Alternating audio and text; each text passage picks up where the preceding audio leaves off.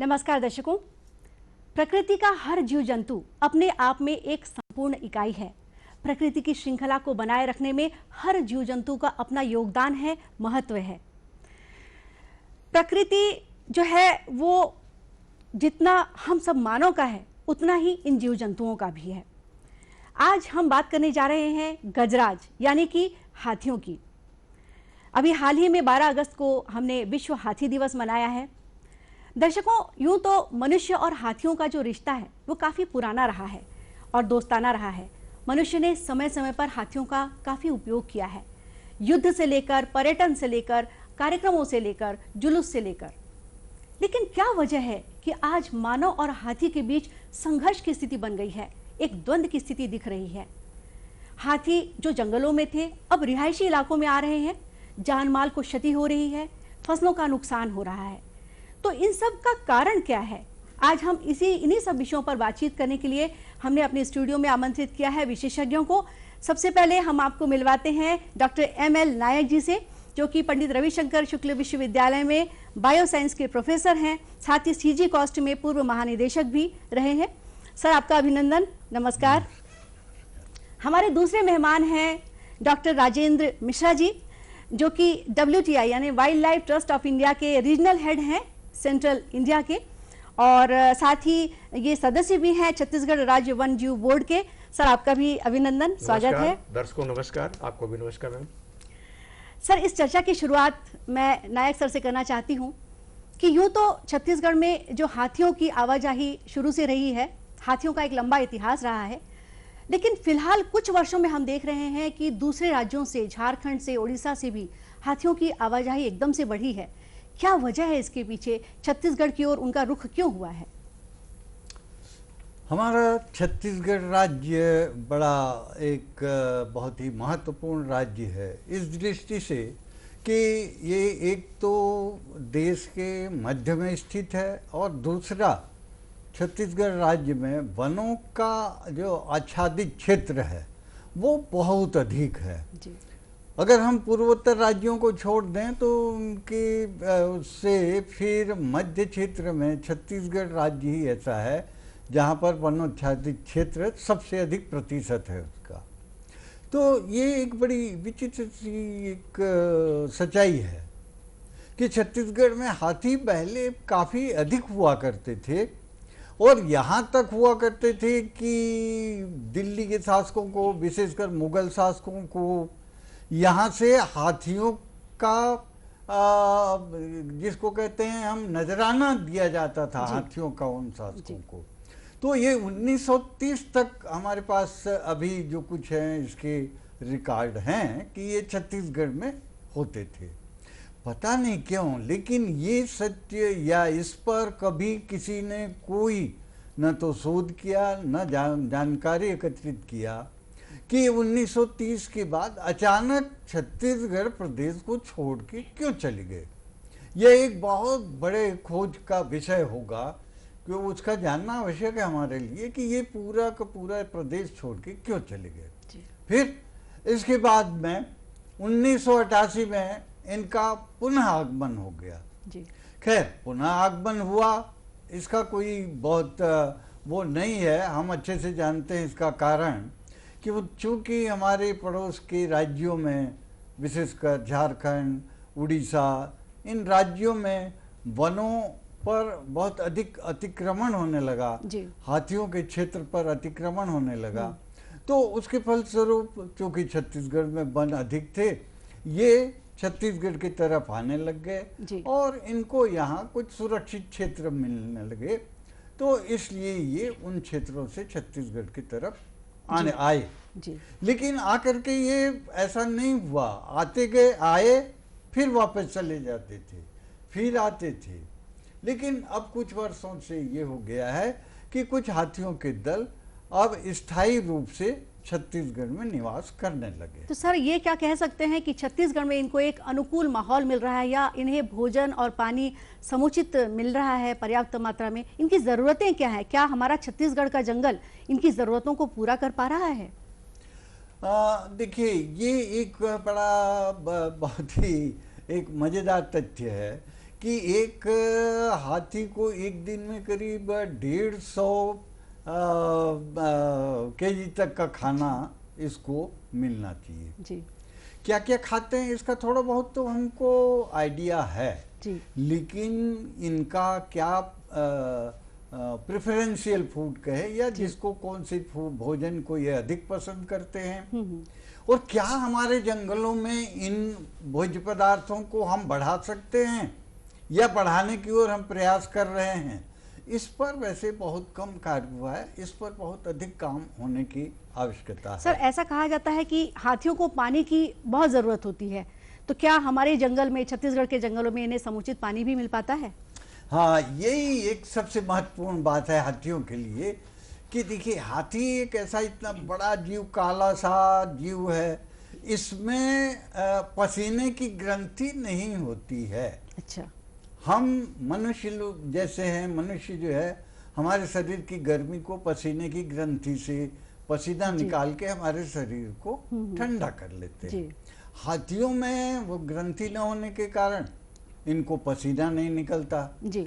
और इसके लिए इनको पानी में डूबना या पानी में जितना अधिक डूबे रहें उतना इनको अच्छा लगता है, आनंद मिलता है। और यही हमारे यहाँ एक सबसे बड़ी ये है कि हमको अगर किसी क्षेत्र में हाथियों को हमको रखने की का प्रयास करना है अगर, तो सबसे पहले हम उनको समुचित पानी की व्यवस्था करें, उनकी डूबे रहने या डूबने, नहाने और पीने के लिए उस क्षेत्र में समुचित और बहुत दूर में नहीं, थोड़ी थोड़ी दूर में ऐसे पानी की व्यवस्था करना आवश्यक होगा। मिश्रा जी, मैं आपसे ये जानना चाहूँगी कि ये जो हाथियों की जो समस्या है या हाथी और मानव के बीच में जो एक द्वंद्व वाली जो स्थिति दिख रही है, ये सिर्फ न केवल छत्तीसगढ़ का बल्कि ये एक देशव्यापी बात है।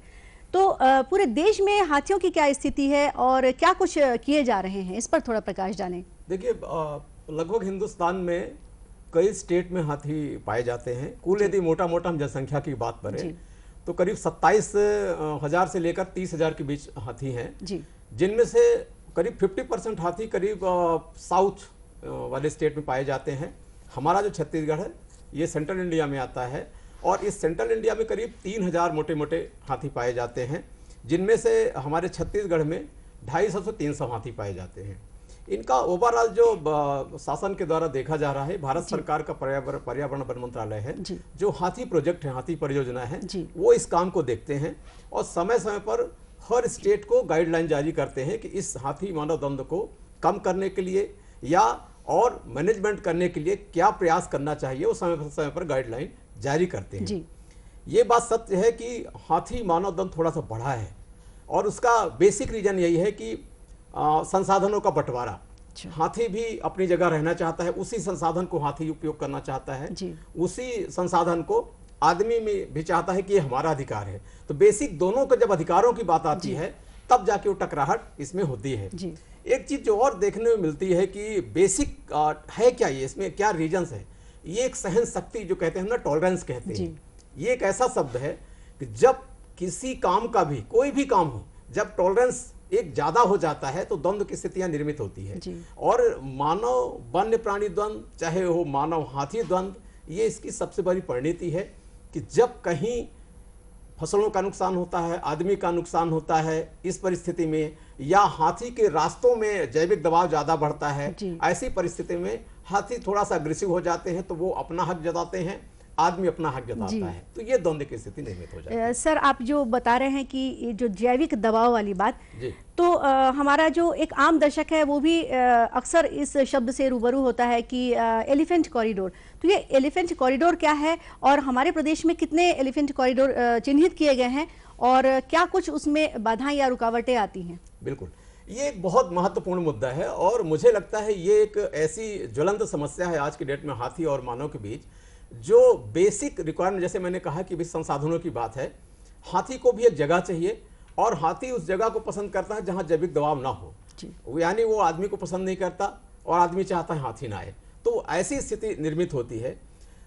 हाथी एक जगह दूसरी जगह जाने के लिए एक गलियारे का उपयोग करता है, जो आप कॉरिडोर कहते हैं। गलियारा का मतलब बेसिक होता है कि दो जब जंगल होते हैं, दो जंगल जब आपस में जुड़ते हैं, यदि हम दो जंगलों के बीच की बात करें तो यदि दो जंगल ऐसे हैं जैसा कि हम इस पुस्तक में दिखा रहे हैं, दो ये फॉरेस्ट ब्लॉक हैं और बीच में उनके जाने की एक जगह है। हाँ, और इस जो गलियारा है, ये कॉरिडोर जो पतली सी ये आपको दिख रही है, इसमें यदि कोई बाधाएं उत्पन्न होती है तो हाथी या कि इस फॉरेस्ट से उस फॉरेस्ट नहीं जा पाते या उस गलियारे से इधर उधर बिखर जाते हैं। ऐसी परिस्थितियों में वो गांव की तरफ अपना रुख करते हैं, तब ये कन्फ्लिक्ट होता है। Wild life trust of India ने अभी करीब ये पिछले साल उन्होंने करीब 101 एलिफेंट कॉरिडोर देश में उन्होंने चिन्हित किया है, जिसमें हमारे छत्तीसगढ़ से भी 2 कॉरिडोर हैं जी सर, जिसमें एक तैमूर पिंगला जसपुर के बीच और दूसरा जसपुर और सरगुजा के बीच है। ये 2 कॉरिडोर इतने इंपॉर्टेंट है जहां से हाथी हमेशा उपयोग करते हैं। और हम देखते आ रहे हैं कि जो अभी जितने भी अभी द्वंद्व हो रहे हैं हाथी मानव के बीच, वो बेसिक इसी कॉरिडोर में ज्यादा हो रहे हैं। रिसेंटली अभी आपने जब जुलाई में आपने सुना होगा कि जिसमें करीब करीब 6 हाथी मारे गए हैं, उनमें से 4 हाथी उसी कॉरिडोर में मारे गए, उसी कॉरिडोर में हुआ है। हम यदि ऊपर पिछले 5 साल का एक रफली डाटा निकाल के देखें तो करीब करीब 100 के आसपास, 100 से 120 हाथी मारे गए हैं और मोटा मोटा करीब 320 के आसपास आदमी मारे गए हैं हाथियों के द्वारा। ये द्वंद्व की स्थितियां निर्मित होती हैं पिछले 5 सालों में। हम यदि कंट्री की बात करें, पूरे देश में बात करें, तो लगभग हर साल मोटा मोटा 100 हाथी मारे जाते हैं और 400 से 500 आदमी हाथियों के द्वारा मारे जाते हैं। दुखद है। तो ये द्वंद्व चलता रहता है। ये द्वंद्व केवल और केवल संसाधनों के बीच है जी। तो उसको कहीं ना कहीं हमको इस द्वंद्व को रोकने के लिए कुछ प्रयास करने की आवश्यकता है।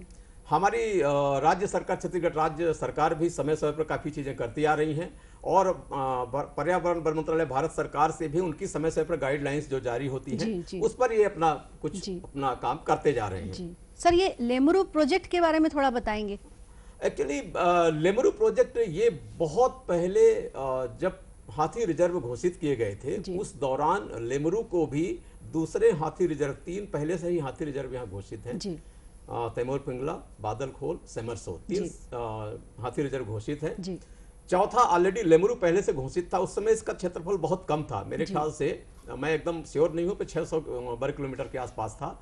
लेकिन रिसेंटली अभी राज्य सरकार ने राज्य वाइल्ड लाइफ बोर्ड में लेमरू का प्रस्ताव रखा कि लेमरू जो हाथी रिजर्व है इसकी एरिया बढ़ाई जाए, ताकि जो द्वंद्व है उन हाथियों को, जो बेसिकली कॉन्फ्लिक्ट वाले एलिफेंट हैं, उनको वहां मूव कर दिया जाए। और वो एरिया बहुत फेवरेबल कंडीशन है उसमें हाथियों के लिए, फूड से, फोडर से लेकर के सारी व्यवस्थाएं हैं।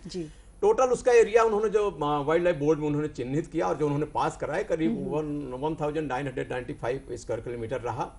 लेकिन रिसेंटली अभी राज्य सरकार ने फिर इस पे पुनः अपना अभिमत दिया और उनको लगा कि कुछ और आसपास के एरिया है जो फेवरेबल है, तो उन्होंने करीब मोटा मोटा भी 3800 स्क्वायर किलोमीटर एरिया बढ़ाने का प्रयास किया है। और मुझे लगता है यदि एरिया बढ़ गई तो मुझे लगता है काफी उस एरिया का कॉन्फ्लिक्ट कुछ हद तक काफी कम हो सकता है। हाथियों को एक काफी बड़ा स्पेस मिलेगा विचरण करने के लिए। और ये ना कि छत्तीसगढ़, बल्कि मुझे लगता है आज की डेट में ये एक बहुत बड़ी हमारे छत्तीसगढ़ राज्य के लिए बधाई की बात है कि उन्होंने पूरे कंट्री में इतना बड़ा उन्होंने हाथी रिजर्व घोषित करने के लिए भी प्रयास किया है। जी सर। सर, अगर छत्तीसगढ़ की बात करते हैं तो हम देखते हैं कि जशपुर में, कोरबा, रायगढ़, ये जो इलाके हैं, और अब तो ये भी है कि रायपुर के जो सीमावर्ती गांव है, यहाँ तक हाथियों ने अपना डेरा जमा लिया है। मतलब एक ये कह सकते हैं कि एक स्थायी तौर पर एक ठिकाना बना लिया है इन्होंने। तो क्या वजह हो रही है और इसे किस प्रकार का यहाँ वितरण है, टोटल कितने हाथी हैं यहाँ पे, इस बारे में बताएं थोड़ा। करीब राज्य में अभी मोटा मोटा 250 से 300 के आसपास इनकी जनसंख्या है, जो करीब 15 से 16 हर्ड में विचरण कर रहे हैं। और जैसा कि हम सब सुनते आ रहे हैं बचपन से, आज भी हम लोग सुनते हैं कि हाथी कभी भूलते नहीं है। हाथी बिल्कुल नहीं भूलते हैं। उनके जो पूर्वज जिस रास्ते में गुजरे हैं, जैसे अभी आदरणीय नायक सर ने कहा कि वो 1930 तक उनका प्रेजेंस छत्तीसगढ़ में था, इसके बाद वो बीच में गुम रहे। 1988 के आसपास वो फिर से वो छत्तीसगढ़ में एंट्री किए। ऑब्वियसली यहाँ फेवरेबल कंडीशन रही और इसकी वजह से ये मूवमेंट हुआ। अब चूंकि उनके पूर्वज वहाँ जा चुके हैं, घूम चुके हैं, तो उनको पता है कि कौन कौन से एरिया में गए हुए हैं, तो हाथी उसी एरिया में अपना, उनके जो उनकी संतानें हैं उसी एरिया को प्रिफर कर रही हैं। और बिल्कुल ये बात सत्य है कि जो हमारे आसपास के हमारे जो राज्य हैं, उनसे बहुत बेहतर हमारे यहाँ हाथियों के लिए खाद्य, फूड और वाटर उपलब्ध है, फेवरेबल कंडीशन है, इसलिए हाथी यहाँ विचरण कर रहे हैं। वर्तमान में करीब करीब 12 वन मंडलों में और इसके अलावा उदंती सीता नदी टाइगर रिजर्व में अभी हाल में ही हाथियों का एक 20 से 22 झुंड का एक दल गया हुआ है। तो करीब मोटा मोटा यदि हम कहें तो 12 वन मंडल और एक उदंती सीता नदी टाइगर रिजर्व अभी हाथी का विचरण से प्रभावित हो रहा है। इनकी आइडेंटिफिकेशन, इनके पहचान और इनके मूवमेंट के लिए काफी प्रयास राज्य सरकार कर रही है। उन्होंने एक wild life institute of India Dehradun से उन्होंने एक MOU भी किया था, जिसमें उन्होंने हाथियों के मानव जो हाथी द्वंद हो रहा है उसमें कम करने के प्रयास पर भी उन्होंने काफी कम करने का प्रयास किया। इसके लिए उन्होंने हाथियों में करीब करीब रेडियो कॉलर लगाने का प्रयास किया। 11 हाथियों में रेडियो कॉलर लगाए गए। रेडियो कॉलर लगाने से 2-3 परिस्थितियों में एक अच्छा फेवरेबल रिस्पांस आता है। एक तो ये आता है कि हाथियों का मूवमेंट कहाँ है वो हमको पता चल जाता है, तो हमको ये पता चलता है कि ये जंगल हाथियों के लिए फेवरेबल है। दूसरी बात हमको पता चलती है कि यदि हाथी कहीं गांव के आसपास विचरण करता है तो उस गांव वालों को हम बता सकते हैं कि यहाँ पर हाथी है, अतः आप लोग थोड़ा सा सावधान रहिएगा। इससे थोड़ा सा मानव और हाथी के बीच जो द्वंद्व की स्थितियां हैं उससे निपटने में थोड़ा सा कम होता है। लेकिन दुर्भाग्य से करीब करीब 8 हाथियों के रेडियो कॉलर गिर गए हैं और उनको दोबारा लगाने की जरूरत है ताकि हम उनको फिर से पहचान कर सके किस एरिया में किस तरह से घूम रहे हैं। इसके अलावा भी सरकार, हमारी राज्य सरकार ने कई चीज़ें यहाँ शुरुआत की है, कई लोगों के साथ मिल करके अर्ली वार्निंग सिस्टम का भी उन्होंने शुरुआत की है ताकि हाथी के गांव के पहुंचने के पहले ये पता चल सके कि यहाँ पर हाथी पहुंचने वाला है। पहले से गांव वालों को बिल्कुल आगाह किया जा सके ताकि गांव वाले थोड़ा सा उसको सावधानी रह सके। बहुत सी चीजें इन्होंने radio, Akashvani, WhatsApp group, painting आज के द्वारा जन जागरूकता का प्रयास कर रही है। और मुझे भी पर्सनली एज ए बायोलॉजिस्ट मुझे लगता है जब तक हमें अपनी जिम्मेवारी का एहसास नहीं होगा एज इंसान, एज ह्यूमन, तब तक इसमें द्वंद्व में थोड़ा सा कमी नहीं आएगी। क्योंकि हम अपने आप को आदमी सुपर पावर मानता है, हाथी है, हाथी अपने आप को सुपर पावर मानता है। तो बेहतर यह है कि चूंकि हमको यह मिला हुआ है कि हम समझते हैं कि हाथी का मैनेजमेंट हम करें, तो बेहतर है कि हमको थोड़ा सा उसको समझना पड़ेगा और उनके आसपास जाने का, स्पेशली हम यदि कहें कि उनको ये अधिकार है, राइट ऑफ पासेज, ये उनका अधिकार है कि पहले वो, इसके बाद हम जाएं। तो मुझे लगता है द्वंद्व से काफी हद तक एक कमी हो सकती है। जी सर, एक बात कर रहे थे कि हाथियों का दल, हाथियों का झुंड। नायक सर, मैं आपसे ये जानना चाहती हूँ कि अक्सर हम सुनते हैं कि हाथियों का दल विचरण कर रहा है, तो ये जो दल होता है ये क्या होता है? क्या इसमें परिवार के सदस्य होते हैं? कितने नर, कितने मादा, या कौन इसमें लीडर कौन होता है? हाथियों में ये एक बहुत बढ़िया अच्छी बात है कि शायद मनुष्यों में आ जाए एक गुण तो बहुत अच्छा होगा कि इनके दल का नेता नहीं होता, इनकी दल की नेत्री होती है। अच्छा।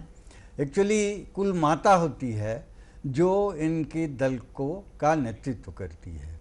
इनके दल में लगभग 15-20 तक सदस्य हो सकते हैं जी।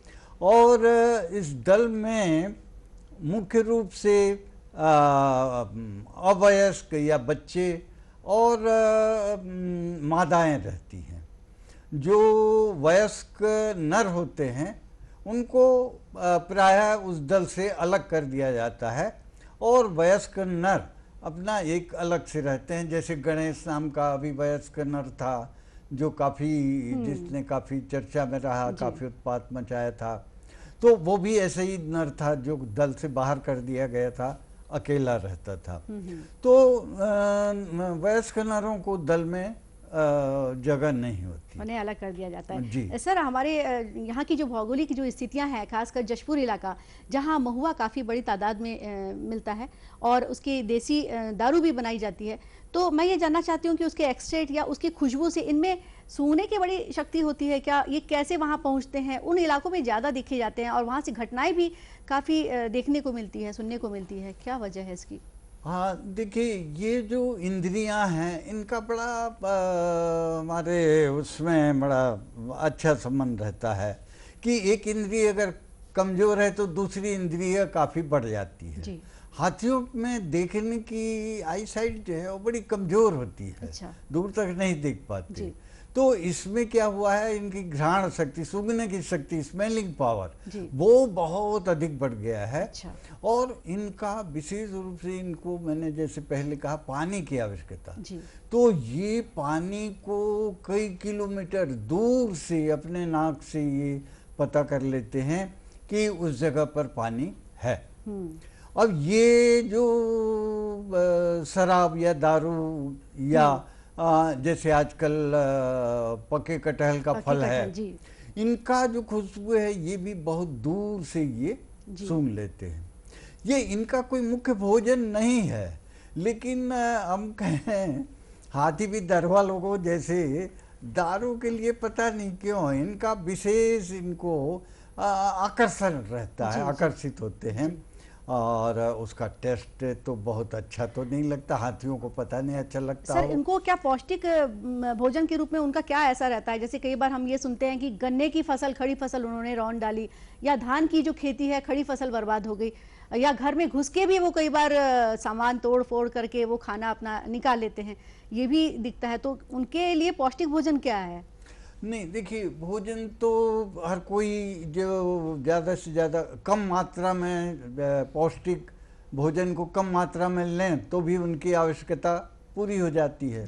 अब किसी पेड़ की पत्ती खाते रहें, पेड़ का छाल खाते रहें, तो उसमें उन लोगों को बहुत ज़्यादा खाना पड़ेगा। और गन्ना या केला, ये क्या है कि पूरे के पूरे भोजन के रूप में रहते हैं, इसलिए इन भोजनों के प्रति ये आकर्षित होते हैं। वैसे ही धान का है कि धान भाई पूरा का पूरा भोजन है उनका, उसमें कोई और विशेष वो नहीं, पूरा पौष्टिक भोजन है। तो इसलिए इन भोजनों की तरफ ये अधिक आकर्षित होते हैं जी। और इसी के लिए ये घरों को तोड़ना या गांव के अंदर जाना, ये इसी के कारण इनका होता है। मिश्रा सर, कई बार ऐसा होता है कि गांव में जब हाथी घुस आते हैं, हाथियों के झुंड, तब गांव वालों को बड़ी दिक्कतों का सामना करना पड़ता है। माने रात जगा करना पड़ता है, उन्हें रात भर जगना पड़ता है, रात वो आंखों में बिता देते हैं। और कई बार ऐसा भी होता है कि उन्हें खदेड़ने के लिए वो कोई हिंसक, वो भी क्योंकि उनका भी अपना सामान, अपना जो खड़ा फसल जो बर्बाद हुआ है उसके लिए, जो उन्होंने मेहनत करके लगाई है, उसके लिए भी उनकी एक तकलीफ छुपी होती है। तो एक विरोध होता है, एक खदेड़ने का प्रयास होता है। ऐसे में हाथी कई बार हिंसक हो जाते हैं।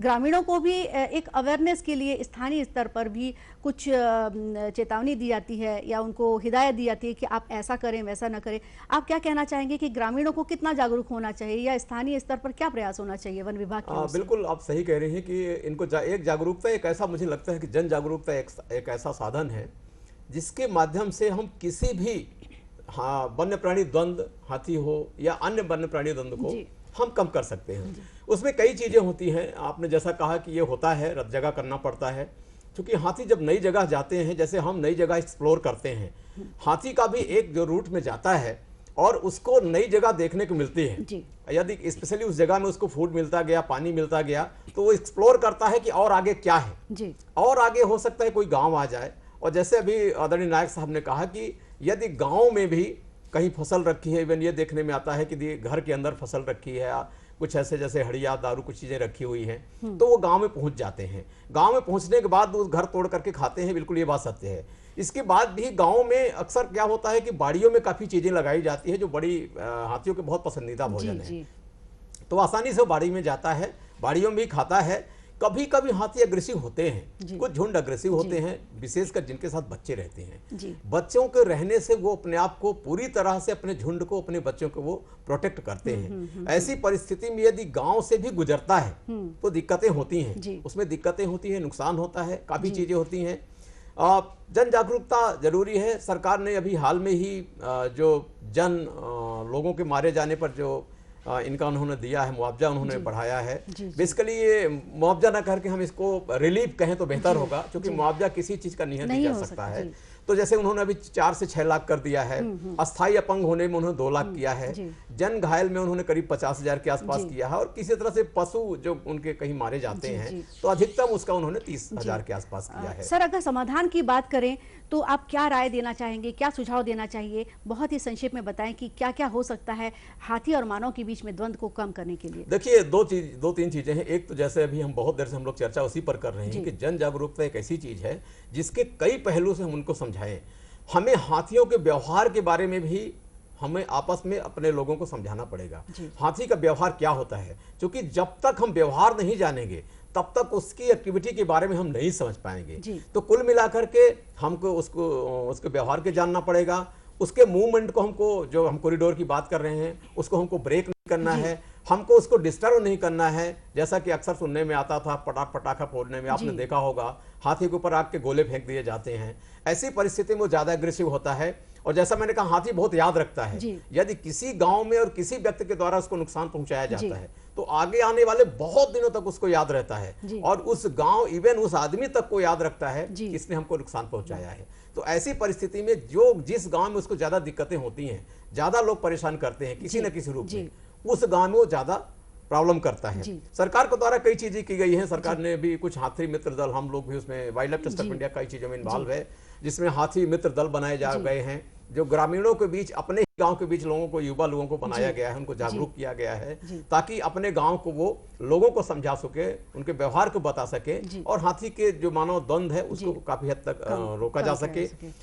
सरकार ने हाल में पिछले 2 साल पहले वो 5 कुमकी हाथी भी लाए थे, और यहाँ पे हैं, जो इन्होंने एक तैमूर पिंगला रेस्क्यू सेंटर बनाया है, वहाँ पर रखे हैं। जहां ऐसी स्थिति होती है कि हमको रेडियो कॉलर लगाना है या ज्यादा द्वंद्व की स्थिति निर्मित होती है, वहां पर उन हाथियों को ले जा करके वाइल्ड जो एलिफेंट है उन पे काफी हद तक उनको रोकने और उन पे कॉलर लगाने का प्रयास कुमकी हाथी के द्वारा भी किया सकता है। सर, बहुत अच्छी जानकारियां आपने दी, और ये सब्जेक्ट जो है, ये विषय जो है बहुत गंभीर भी है और इसमें विस्तृत चर्चा किए जाने की ज़रूरत है।